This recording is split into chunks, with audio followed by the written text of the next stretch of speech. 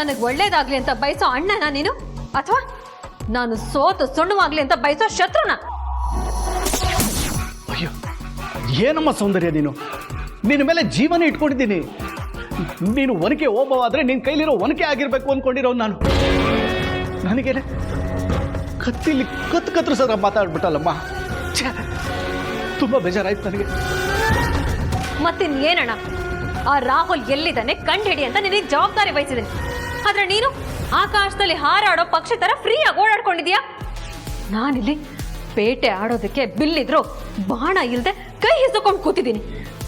ಅಣ್ಣ, ಹಸುವಾದ್ರೆ ತಡ್ಕೋಬಹುದು, ಆದ್ರೆ ದ್ವೇಷನ ನಾನು ತಡ್ಕೊಳಕ್ಕಾಗಲ್ಲ.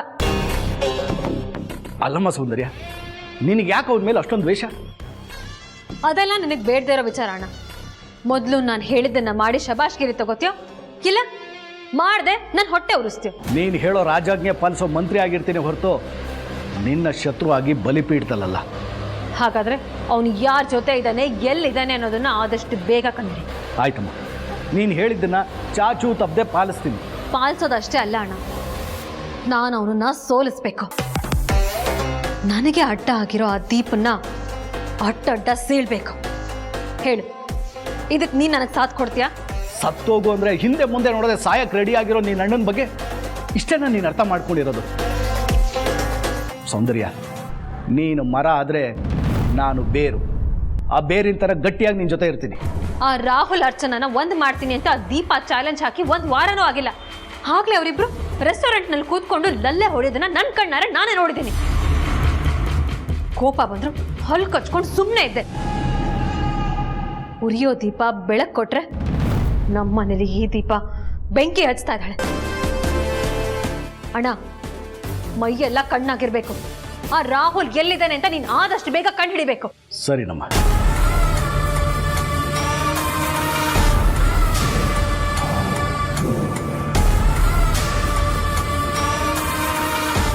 ದೇವತನೇ ಎದುರಾಕೊಂಡು ಗೆದ್ದಿರೋ ರಾಕ್ಷಸಿ ಉದಾಹರಣೆನೇ ಇಲ್ಲ. ದೀಪು ಈ ಮನೇನ ಕಾಯೋ ದೇವತೆ. ಅವಳನ್ನ ಎದುರಾಕೊಂಡು ಸುಟ್ಟೋಗೋದು ನೀನು. ಅರ್ಥ ಮಾಡ್ಕೊ. ನಾನೇ ಎಲ್ಲ, ಇಡೀ ದೊಡ್ಡ ಮನೆಯೇ ನಂದು ಅಂತ ಮೆರಿತಾ ಇರೋ ನಿನಗೆ ನಾನು ಅನ್ಬೇಡ, ನಮ್ದು ಅಂತ ಹೇಳು. ಎಲ್ಲ ನಿಂದಲ್ಲ ನಮ್ದು ಅಂತ ಬೈದು ಬುದ್ಧಿ ಹೇಳೋದಕ್ಕೆ ದೀಪ ತುದಿಗಾಲಲ್ಲಿ ನಿಂತಿದ್ದಾಳೆ. ರಾಹುಲ್ ದೀಪ ಮನೇಲಿದ್ದಾನೆ ಅನ್ನೋ ಸತ್ಯ ನನಗೆ ಯಾವತ್ತೂ ಗೊತ್ತಿತ್ತು. ಆದರೆ ಆ ಸತ್ಯನ ನಿನಗೆ ಹೇಳಿ ನಿನ್ನ ಹತ್ರ ಒಳ್ಳೆಯವನಾಗೋದಕ್ಕಿಂತ ಸುಮ್ಮನಿದ್ದು ಕೆಟ್ಟವನಾದರೂ ಪರವಾಗಿಲ್ಲ ಅಂತ ಸುಮ್ಮನೆ ಇದ್ದೀನಿ. ಆ ದೀಪ ಆದಷ್ಟು ಬೇಗ ಅರ್ಚನಾ ಮತ್ತು ರಾಹುಲ್ನ ಒಂದು ಮಾಡಿ ವಿಷ ತುಂಬಿರೋ ಹಾವಿನ ಹಲ್ಲನ್ನ ಕೀಳೋ ಥರ ನಿನ್ನ ಸೊಕ್ಕನ್ನ ಕೀಳೋದಕ್ಕೆ ರೆಡಿಯಾಗಿದ್ದಾಳೆ. ಅದಕ್ಕೆ ಸಾಕ್ಷಿ ಈ ಟೈಗರ್ ಪ್ರಭಾಕರ್. ನೋಡ್ತಾ ಇರು.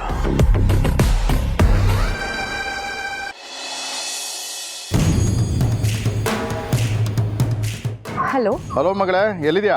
ಡ್ಯಾಡ್, ಇಲ್ಲೇ ಎಲ್ಲೋ ಆಚೆ ಇದ್ದೀನಿ. ಇದು ಯಾವುದೋ ಅನ್ನೋನ್ ನಂಬರಿಂದ ಕಾಲ್ ಮಾಡಿದ್ದೀರಾ? ಯಾಕೆ? ಸೀಕ್ರೆಟ್ ಕಣಮ್ಮ, ಅದಕ್ಕೆ ನಮ್ಮ ಕಾನ್ಸ್ಟೇಬಲ್ ಫೋನಿಂದ ಮಾಡ್ತಾ ಇದ್ದೀನಿ ನಿನಗೆ. ಹೌದಾ, ಸರಿ. ಏನು ವಿಷಯ ಅಂತ ಹೇಳಿ. ಅರ್ಜೆಂಟಾಗಿ ಮನೆಯಿಂದ 1 ಲಕ್ಷ ಕ್ಯಾಶ್ ತಗೊಂಡು ಸ್ಟೇಷನ್ಗೆ ಬಾ. ಈಗಲೇ ಬರಬೇಕಾ? ಯಾಕೆ ಡ್ಯಾಡ್? ಹೌದಮ್ಮ, ಸ್ಟೇಷನ್ಗೆ ಆಫೀಸರ್ಸ್ ಬಂದಿದ್ದಾರೆ. ಅವ್ರನ್ನ ನನ್ನ ಜೊತೆ ಚೆನ್ನಾಗಿ ಇಟ್ಕೊಬೇಕು ಅಂದರೆ ಆಗಾಗ ಅವ್ರ ಕೈ ಬಿಸಿ ಮಾಡ್ತಿರ್ಬೇಕು. ಇಲ್ಲ ಅಂದರೆ ನನ್ನ ಕೈ ಖಾಲಿ ಆಗುತ್ತೆ. ಡ್ಯಾಡ್, ನಾನು ಬೇರೆ ಯಾವುದೋ ಟೆನ್ಷನಲ್ಲಿದ್ದೀನಿ. ಅಮ್ಮಂಗೆ ಹೇಳ ತಂದ್ಕೊಡಕ್ಕೆ. ಬೇಡ ಮಗಳೇ, ಅವಳಿಗೆ ಹೇಳಿದ್ರೆ ಯಾಕೆ ಏನು ಅಂತ 100 ಪ್ರಶ್ನೆ ಕೇಳ್ತಾಳೆ. ನೀನು ಒಂಚೂರು ಬಂದ್ಬಿಡ್ತೀಯಮ್ಮ ಪ್ಲೀಸ್? ಆಯಿತು ಡ್ಯಾಡ್, ಬರ್ತೀನಿ.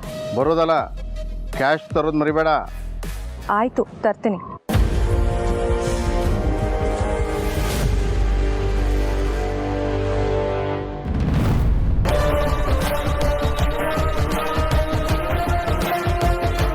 ನಿನ್ನ ಆಟ ಏನಿದ್ರು ಕುರಿ ಮುಂದೆ ಇಟ್ಕೋ ಬೇಬಿ, ಈ ಸಿಂಹದ ಮುಂದೆ ಅಲ್ಲ.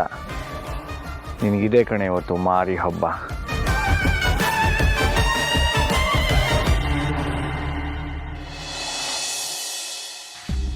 ಅಂತೂ ನನ್ನ ಮಗನ್ನ ನೀನು ಕಂಟ್ರೋಲಿಗೆ ತಗೊಂಡು ನೀನು ಹೇಳಿದಾಗೆ ಕೇಳೋ ಹಾಗೆ ಮಾಡಿಬಿಟ್ಟಿಯಲ್ಲಮ್ಮ. ತುಂಬಾ ಥ್ಯಾಂಕ್ಸ್ ನಿನಗೆ. ಓ ಅಪ್ಪ, ಮಾವ ಸೊಸೆ ಸೇರಿಕೊಂಡು ನನ್ನ ಒಳ್ಳೆತನದ ಬಗ್ಗೆ ಹೊಗಳೋದು ಬಿಟ್ಟು ಹೋಗಿ ಹೋಗಿ ಅವರು ಕ್ರೆಡಿಟ್ ಕೊಡ್ತಾ ಇದ್ದೀರಲ್ಲ. ಅವರೇನೇ ಮಾಡೋದಿರು ನಾನು ಪರ್ಮಿಷನ್ ತೊಗೊಂಡೇ ಮಾಡೋದು ಅಲ್ವೇನ್ರಿ? ಅವ್ರು ಊರಿಗೆ ಹೋಗಿದ್ದು ಏನೋ ಎಮರ್ಜೆನ್ಸಿ ಅಂತ, ಅದು ನನ್ನ ಡಿಸಿಷನ್ನು. ಸೊ ನೀವೇನೇ ಹೊಗಳೋದಿದ್ರು ನನ್ನ ಹೊಗಳಬೇಕು. ಆಯ್ತಪ್ಪ, ತುಂಬ ಒಳ್ಳೆ ಕೆಲಸ ಮಾಡಿದ್ಯಾ, ಬೇಸ್ಟ್ ಮಗನೆ. ಅದು ಚಿರು, ನೀನು ದೀಪ ಜೊತೆ ಅವ್ರ ಮನೆಗೆ ಹೋಗಿ 2 ದಿವಸ ಆರಾಮಾಗಿ ಇದ್ಬಿಟ್ಟು ಬಂದಿಲ್ಲ, ಅದು ಅವ್ಳಿಗೋಸ್ಕರ ತಾನೆ? ಏನು ಚಿಕ್ಕಪ್ಪ, ನೀವು ಅಪ್ಪನ ಥರ ಒಳ್ಳೆ ಅವರು ಹೊಗಳ್ತಾ ಇದ್ದೀರಲ್ಲ. ಯಾಕೆ ಅಂದರೆ ಇತ್ತೀಚೆಗೆ ಅವಳು ತಾಳಕ್ಕೆ ತಕ್ಕಂಗೆ ಕುಣಿತಿದ್ಯಲ್ಲಪ್ಪ.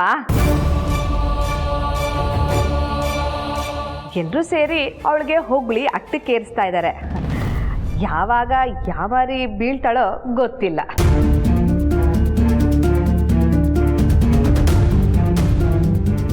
ದೀಪ ಬಿದ್ದರೆ ಹಿಡ್ಕೊಳಕ್ ಚಿರು ಇದ್ದಾನೆ, ನೀನು ಬಿದ್ದರೆ ಹಿಡ್ಕೊಳಕ್ ಯಾರಿದ್ದಾರೆ? ಇಂಥ ಕೆಲಸ ಮಾಡೋಕ್ಕೆ ನೀವು ಮನೇಲೇ ಇರ್ತೀರ ತಾನೆ? ತಪ್ಪು ಕಲ್ಪನೆ, ನಾನು ನಿನ್ನ ಪಕ್ಷದಲ್ಲಿ ಇಲ್ಲ. Dad, this is too much. ಸುಮ್ಮನಿರೋ OMG, ಅಪರೂಪಕ್ಕೊಂದ್ಸಲಿ ಕಾಣಿಸ್ಕೊಳ್ಳೋ ನೀನು ನಿಮ್ಮಮ್ಮನ ಸಪೋರ್ಟ್ ಮಾಡಕ್ಕೆ ಬರಬೇಡ. ಹೌದು, ಇತ್ತೀಚೆಗೆ ಕವನ ಮನೆಯಲ್ಲಿ ಹೆಚ್ಚಾಗಿ ಕಾಣಿಸ್ತಾನೆ ಇಲ್ಲ. ಎಲ್ಲಮ್ಮ ಹೋಗ್ತೀಯ ನೀನು? College, tuition, friends. Party, picnic, technique. ಅದ್ಯಾವುದೋ ಭಾಸ್ಕರ್ ಟೆಕ್ನಿಕ್ಕು? ಅಣ್ಣ, ಅದು ಅಮ್ಮ ಮಗಳು ಕೋಡ್ ವರ್ಡು, ನಿನಗೆ ಅರ್ಥ ಆಗಲ್ಲ, ಸುಮ್ಮನಿರಣ್ಣ. ಏನು ಕಡಿಮೆ ಇಲ್ಲ, ಸಿಕ್ಕಿ ಮಾಡ್ತೀನಿ. ಚಿರು, ಯಾವಾಗ ಬಂದೆ? ಈಗ ಬಂದ್ವಿ ಅದಕ್ಕೆ. ಅಬ್ಬಬ್ಬಬ್ಬಾ, ಹೋಗಿದ್ದು 2 ದಿನಕ್ಕೆ ಎಷ್ಟು ಬದಲಾಗೋಗಿದೆಯಲ್ಲ ಚಿರು. ಸೌಂದರ್ಯ ಕೇಳಿದ್ದು ಯಾವಾಗ ಬಂದೆ ಅಂತ, ಅದೇ ನೀನು ಹೇಳಿದ್ದು ಈಗ ಬಂದ್ವಿ ಅಂತ. ಇದರಲ್ಲೇ ಗೊತ್ತಾಗ್ತಿದೆ ನಿಂತಿರೋ ಟವರ್ ವಾಲೋ ಥರ ದೀಪನ ಕಡೆ ನೀನು ಎಷ್ಟು ವಾಲ್ತಿದ್ದೀಯಾ ಅಂತ.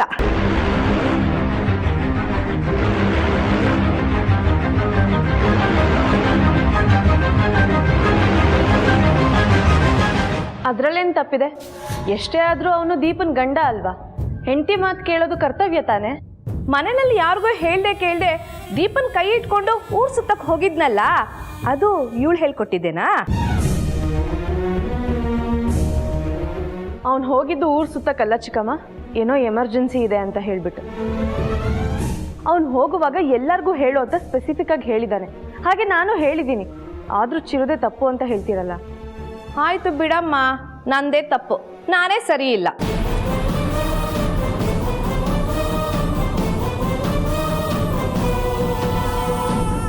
ಚಿಕ್ಕತೆ, ಈಗ ಏನಾಯ್ತು ಅಂತ ಹೀಗೆ ಮಾತಾಡ್ತಿದ್ದೀರಾ? ಚಿರು ಒಳ್ಳೆ ಕೆಲ್ಸಕ್ಕೆ ತಾನೇ ಹೋಗಿದ್ದು. ಅಲ್ಲಿ ಹೋದ್ಮೇಲೆ ನಾನು ಅವನ ಹತ್ರ ಫೋನ್ ಮಾಡಿ ಕೂಡ ಮಾತಾಡಿದ್ದೀನಿ.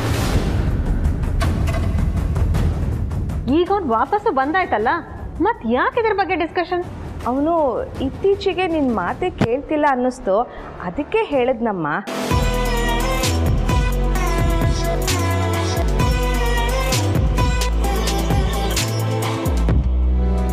ಹಾಗೆ ಯಾಕೆ ಅನ್ಕೋತೀರ ಚಿಕ್ಕಮ್ಮ? ನಾನು ಯಾವತ್ತಿದ್ರೂ ಅದಕ್ಕೆ ಮಾತೇ ಕೇಳೋದು, ಅವ್ರ ಮಾತನ್ನು ಮೀರಲ್ಲ ಅಲ್ವಾ ಅದಕ್ಕೆ? ಹೋಗ್ಲಿ ಬಿಡಪ್ಪ. ಚಿರು, ಅತ್ತೆ ಮನೆಯಲ್ಲಿ ನಿನ್ನನ್ನು ಹೇಗೆ ನೋಡ್ಕೊಂಡ್ರಿಲ್ಲ? ಯಾಕೆ ಕೇಳ್ತೀರಪ್ಪ, ಇವ್ರಿಗಿಂತ ಅವ್ರು ಎಷ್ಟೋ ಪರವಾಗಿಲ್ಲ. ಟೈಮ್ಗೆ ಏನು ಬೇಕು ಏನು ಬೇಡ ಅಂತ ತುಂಬ ಚೆನ್ನಾಗಿ ವಿಚಾರಿಸ್ಕೊಂಡ್ರು.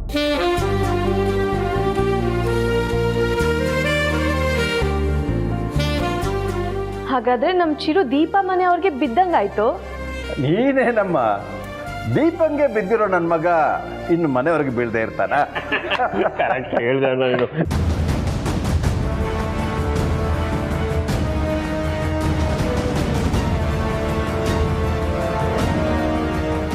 ಸೌಂದರ್ಯ, ನೀನು ಹುರ್ಕೊಳ್ಳೋದನ್ನ ನೋಡೋದಕ್ಕೆ 2 ಕಣ್ಣು ಸಾಕಾಗ್ತಿಲ್ಲ.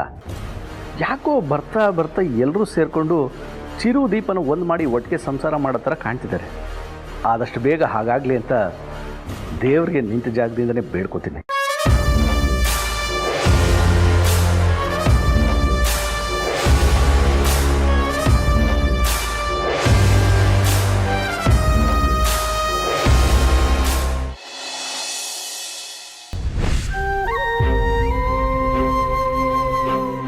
ಹೇಳು ಚಿರು. ಯಾಕೆ ಬೇಜಾರು ಮಾಡ್ಕೊಂಡಿದ್ದೀರ ಅದಕ್ಕೆ? ಬೇಜಾರೇನಿಲ್ಲ. ಮಾತಲ್ಲಿ ಬೇಜಾರಿಲ್ಲ ಅಂತ ಹೇಳಿದ್ರು ಮುಖದಲ್ಲಿ ಬೇಜಾರು ಕಾಣಿಸ್ತಾ ಇದೆ. ಸಾರಿ ಅದಕ್ಕೆ. ಸಾರಿ ಯಾಕೆ ಚಿರು? ನಿಮಗೆ ಹೇಳ್ದೆ ದೀಪ ಅವ್ರ ಊರಿಗೆ ಹೊರಡಬೇಕಾಯ್ತು. ಇರಲಿ ಬಿಡು ಚಿರು, ಎಮರ್ಜೆನ್ಸಿ ಅಂತ ತಾನೇ ಹೋಗಿತ್ತು. ಓಕೆ. ಸಾರಿ ಅಗೇನ್ ಅದಕ್ಕೆ. ಯಾಕೆ? ನನ್ನ ದೀಪ ಅವ್ರ ಬಗ್ಗೆ ಅಪ್ಪ ಹಾಗಂದಿದ್ಕಂತೂ ನಿಮಗೆ ಖಂಡಿತ ಬೇಜಾರಾಗಿದೆ. ಮಾವ ಹಾಗೆ ಹೇಳಿದ್ದಕ್ಕಲ್ಲ ಚಿರು ನನಗೆ ಬೇಜಾರು. ಆ ದೀಪ ನಿನಗೆ ಕರೆಕ್ಟಾಗಿರೋ ಪಾರ್ಟ್ನರ್ ಅಲ್ಲ ಅನ್ನೋದು ನನ್ನ ಒಪಿನಿಯನ್. ಆದರೆ ನಿನಗೆ ಅವಳು ಓಕೆ ಆದಮೇಲೆ ನೀವಿಬ್ಬರು ಖುಷಿಯಾಗಿರ್ತೀರಾ ಅಂದರೆ ನನಗೆ ಅದಕ್ಕಿಂತ ಸಂತೋಷ ಇನ್ನೇನಿದೆ ಹೇಳು. ಅದಕ್ಕೆ ಪ್ಲೀಸ್ ಹಾಗೆ ಹೇಳಬೇಡಿ. ನಿಮಗೆ ಗೊತ್ತು ನಾನು ಯಾವತ್ತೂ ಅವ್ರನ್ನ ಹೆಂಡತಿಯಾಗಿ ಒಪ್ಕೊಳ್ಳಲ್ಲ. ಅವ್ರು ನಂಗೆ ಸೂಟ್ ಆಗಲ್ಲ ಅದಕ್ಕೆ. ಆದರೆ ಅವರಿಂದ ನಮಗೆಲ್ಲ ಒಳ್ಳೆಯದೇ ಆಗಿದೆ. ಅದಕ್ಕೆ ಅವ್ರನ್ನ ಕರ್ಕೊಂಡು ಅವ್ರ ಊರಿಗೆ ಹೋಗಿ ಬರಬೇಕಾಯ್ತು.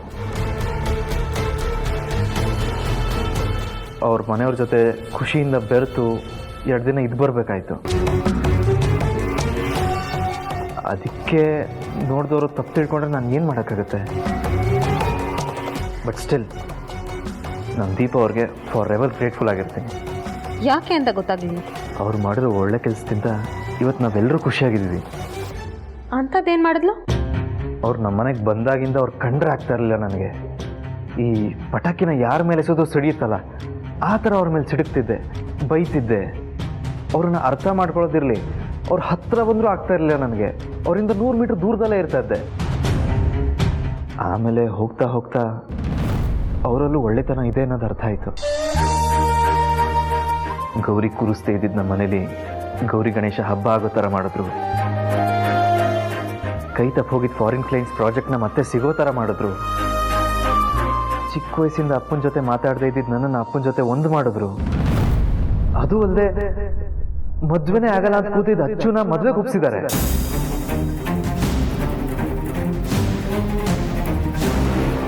ಏನು ಹೇಳ್ತಾ ಇದೆ ಚಿರು? ಹೌದಕ್ಕೆ ಅಚ್ಚು ರೀಸೆಂಟಾಗಿ ಯಾವುದೋ ಹುಡುಗನ ಇಷ್ಟಪಟ್ಟಿದ್ಲಂತೆ. ಇದನ್ನು ಕೇಳಿ ನನಗೂ ನಂಬೋಕ್ಕಾಗಲಿಲ್ಲ. ಆಮೇಲೆ ಅಚ್ಚು ಹತ್ರನೇ ಕನ್ಫರ್ಮ್ ಮಾಡಿಕೊಂಡೆ. ನಂಗೆ ಎಷ್ಟು ಖುಷಿ ಆಗ್ತದೆ ಗೊತ್ತಾ.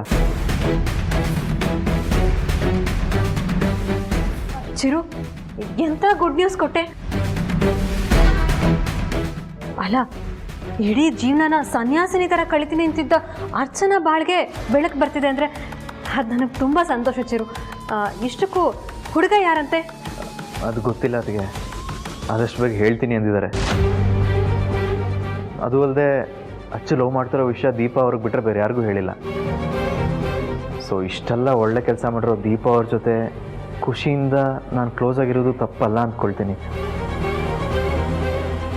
ಅವ್ರ ಮನಸ್ಸಲ್ಲಿ ಏನೂ ಇಟ್ಕೊಳ್ಳಲ್ಲ ಅದಕ್ಕೆ. ಏನೇ ಇದ್ದರೂ ಈ ಕುಲ್ಲಂ ಕುಲ್ಲ ಅಂತಾರಲ್ಲ, ಆ ಥರ ಎಲ್ಲ ಓಪನ್ ಆಗಿ ಹೇಳ್ಬಿಡ್ತಾರೆ. ಅವ್ರ ಮಾತು ಹೊರಟಾಗಿದ್ರು ಮನ್ಸು ಮಾತ್ರ ಮಗು ಥರ ತುಂಬ ಸಾಫ್ಟ್.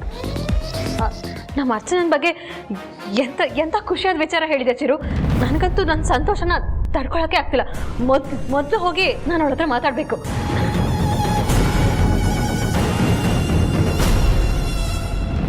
ಮಾವ, ಕಾಫಿ. ನೀನು ಯಾಕಮ್ಮ ತಗೊಂಬರಕ್ಕೋದೆ? ಕಾಫಿ ತಂದಿದ್ದು ನಾನೇ, ಮಾಡಿದ್ದು ನಾನೇ. ಹೌದಾ?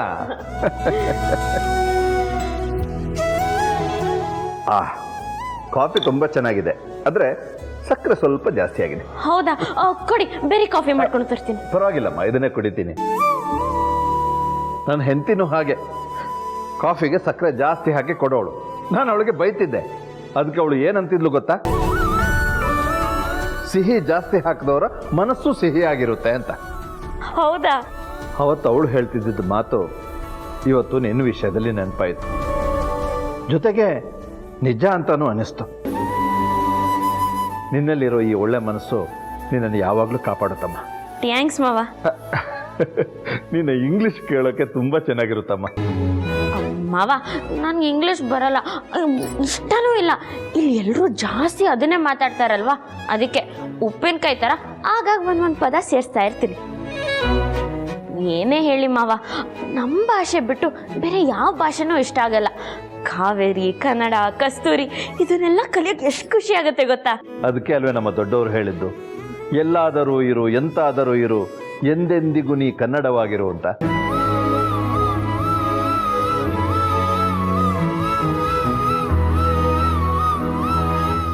ಆಹಾ, ಇನ್ನೊಂದು ಗಂಟೆ ಬಿಟ್ಟು ತಿಂಡಿ ತಿಂದರೂ ಪರವಾಗಿಲ್ಲಮ್ಮ, ಅಲ್ಲಿವರೆಗೂ ಈ ಕಾಫಿ ರುಚಿನೇ ಬಾಯಲ್ಲಿರುತ್ತೆ.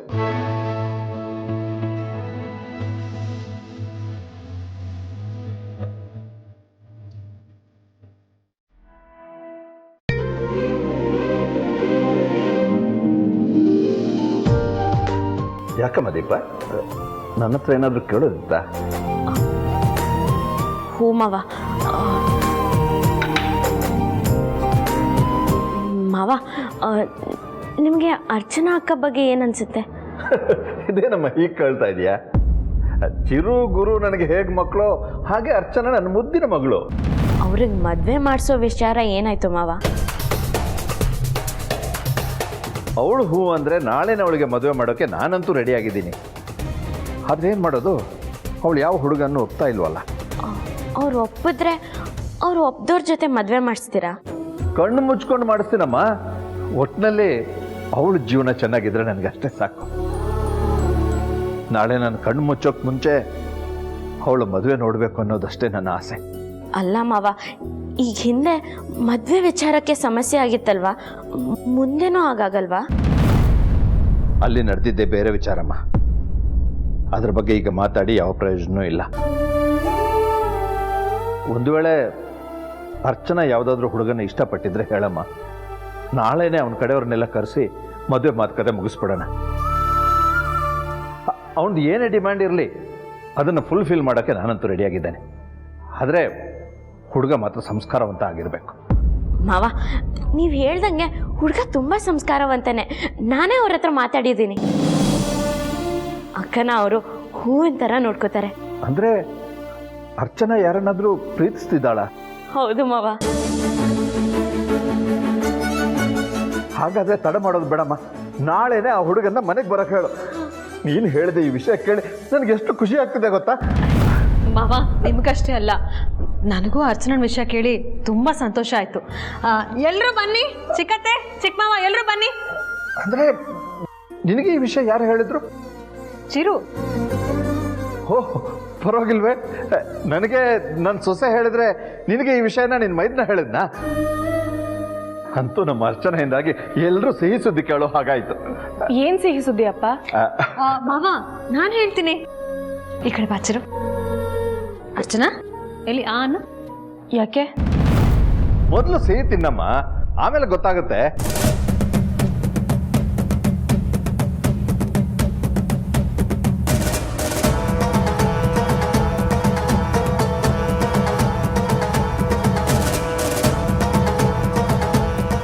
ಸೌಂದರ್ಯ, ವಿಷಯ ಏನು ಅಂತ ನಮಗೂ ಹೇಳಮ್ಮ. ನಮ್ಮ ಅರ್ಚನಾ ಒಂದು ಹುಡುಗನ ಪ್ರೀತಿಸ್ತಾ ಇದ್ದಾಳೆ.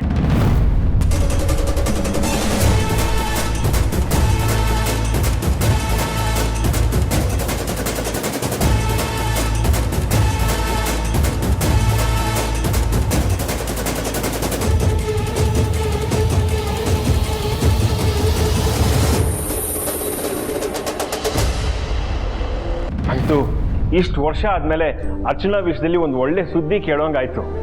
ಹಾಗಾದ್ರೆ ಮದುವೆ ಯಾವಾಗ? ಅದನ್ನ ಅರ್ಚನಾನೇ ಡಿಸೈಡ್ ಮಾಡಬೇಕು. ನಿನ್ನ ಪ್ರೀತಿ ಬಗ್ಗೆ ಚಿರು ನನಗೆ ಹೇಳಿದ್ನಮ್ಮ. ಎಲ್ಲ ಅಂದರೆ ನನಗೆ ಗೊತ್ತಿರೋಷ್ಟು ಹೇಳಿದ್ದೀನಿ ಅಚ್ಚು. ಹುಡುಗ ಯಾರು, ಹೆಸರೇನು ಅಂತೆಲ್ಲ ಗೊತ್ತಿಲ್ಲ ನನಗೆ. ಥ್ಯಾಂಕ್ಸ್ ಅರ್ಚನಾ. ಹೋದ ಕಡೆ ಎಲ್ಲ ನಿನ್ನ ಮದುವೆ ಬಗ್ಗೆನೇ ಕೇಳ್ತಾ ಇದ್ರು. ಈಗ ಅವ್ರಿಗೆಲ್ಲ ಉತ್ತರ ಕೊಡೋ ಸಮಯ ಬಂದಿದೆ.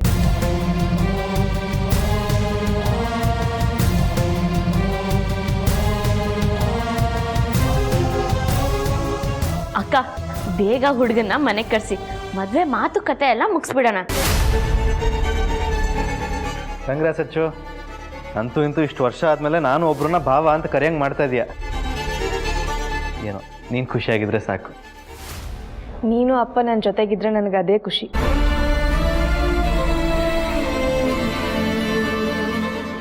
ನಮ್ಮ ಚಿರು ಜೀವನ ಈಗಷ್ಟೇ ಸೆಟ್ಲ್ ಆಗಿದೆ, ಹಾಗೆ ನಿನ್ನ ಜೀವನನೂ ಸೆಟ್ಲ್ ಆಗ್ತಾ ಇದೆ. ನನಗೆ ತುಂಬ ಖುಷಿ ಆಗ್ತಾ ಇದೆ. ಅರ್ಚನಾ, ಬಾಮ್ಮ.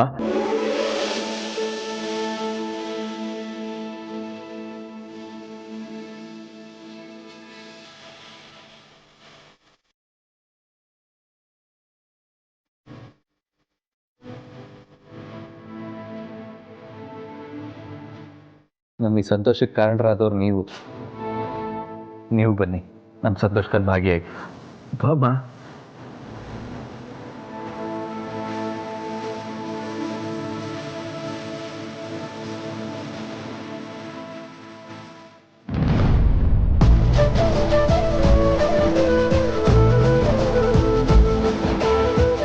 ಆಹಾ ಆಹಾ ಎಂಥ ಫ್ರೇಮು ನಿಮಿಷ ಒಂದು ಫೋಟೋ ತಗೊಂಡ್ಬಿಡ್ತೀನಿ ಪ್ಲೀಸ್.